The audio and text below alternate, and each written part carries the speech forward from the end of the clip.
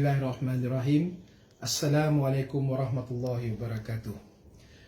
Saya merakamkan video ringkas ini untuk memberi penjelasan tentang hibah apabila dibuat mesti dipindah milik pada ketika itu juga. Ya. Jadi ada pandangan di kalangan masyarakat bahawa sekiranya hibah itu dibuat hari ini, contohnya hibah untuk hartanah, sekiranya dibuat hari ini pada contoh 14 bulan Oktober ya 2019, apabila saya menghibahkan hartanah saya, rumah saya kepada anak saya hari ini 14 bulan Oktober, maka pada hari ini juga saya perlu memindah milik geran dalam nama yang masih mempunyai nama saya itu kepada anak saya. Ya, ini golongan yang menganggap bahawa hibah itu equals bersamaan dengan pindah milik nama di dalam geran tanah. Izinkan saya memberi penjelasan. Ya, di Wasiat Syok Berhad kami mempunyai panel syariah ya yang rata-ratanya berpengalaman antara 15 hingga 20 tahun di dalam bidang fiqh mawaris. Ya. Panel syariah kita diketuai oleh Datuk Seri Dr. Mat Yusof Cik Teh, seorang hakim ya, mantan hakim Mahkamah Rayuan Syariah Putrajaya ya. Dan di Wasiat Syok juga kami telah membuat penyelidikan ilmiah dengan memberi geran kepada universiti untuk membuat penyelidikan ilmiah berkenaan tentang hibah ya. Daripada pendapatan penyelidikan ilmiah inilah kami membentuk produk-produk kita ya. Dan antara dapatan yang kita buat, kita temui bahawa hibah boleh sah mengikut hukum syarak walaupun tidak dipindah milik nama di dalam geran tersebut. Yang penting bagi hibah mengikut hukum syarak ialah 4 rukun dan 1 syarat qabat ya. Kunjungan kami ke mahkamah-mahkamah syariah seluruh Malaysia ya, kita mendapat input bahawa di mahkamah syariah hakim melihat sama ada hibah itu sah atau tidak bergantung kepada 4 rukun dan 1 syarat qabat. Sekiranya 4 rukun dan 1 syarat qabat ini terlaksana, maka hibah itu dari segi hukum syarak adalah sah walaupun geran tidak berpindah milik.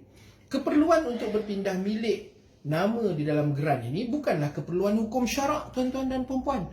Keperluan menukar nama di dalam geran ini adalah mengikut kanun tanah negara, bukan keperluan hukum syarak ya.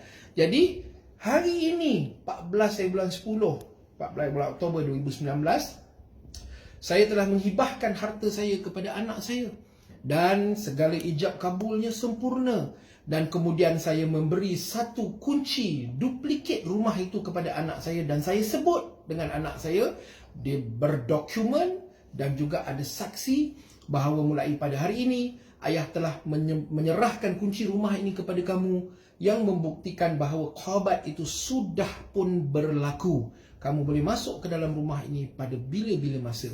Hari ini 14 bulan 10 2019, hibah itu sudah pun sah mengikut hukum syarak.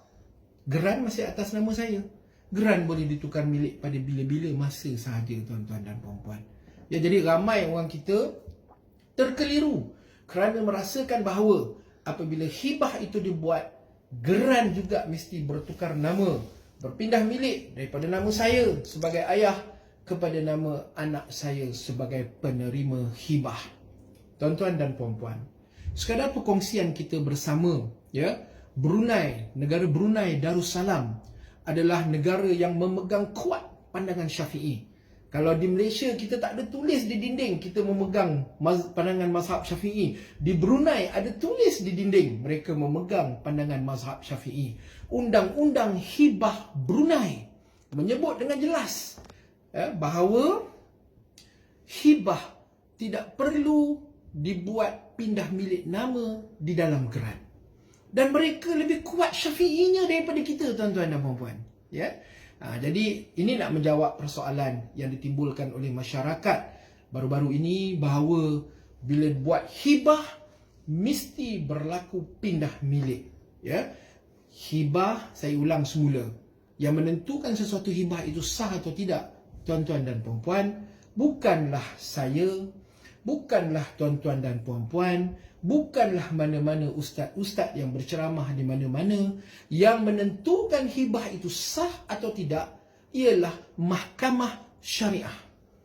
Ya, mahkamah syariah itulah yang mempunyai bidang kuasa, ya, dengan hakim-hakim yang bijaksana. Mereka boleh berijtihad bahawa hibah itu adalah sah mengikut hukum syarak, walaupun geran tidak bertukar nama kepada nama penerima hibah. Ya, kenapa dibuat begitu, tuan-tuan dan puan-puan? Ya, ilmu tentang fiqh mawaris ni adalah sangat luas dan ada banyak perbahasan di dalamnya. Tetapi yang paling penting sekali ialah kita, rakyat Malaysia yang hidup di Malaysia, tertakluk kepada undang-undang mahkamah di Malaysia, bukan undang-undang daripada negara lain. Ya? Dan undang-undang mahkamah di Malaysia, ya, kalau tuan-tuan dan puan-puan ada masa lapang, buat pembacaan, tuan-tuan akan jumpa ada ratusan kes hibah di Malaysia yang telah diluluskan oleh mahkamah syariah, ya, di mana pindah milik nama di dalam geran tidak berlaku. Apa yang berlaku ialah rukun dan juga syarat hibah itu terlaksana. Mahkamah berpuas hati, rukun dan syarat itu terlaksana, maka hibah itu telah disahkan oleh mahkamah syariah. Tidak timbul isu sekiranya kita tak pindah milik nama geran kepada anak kita, maka hibah itu tidak sah. Isu itu tidak timbul.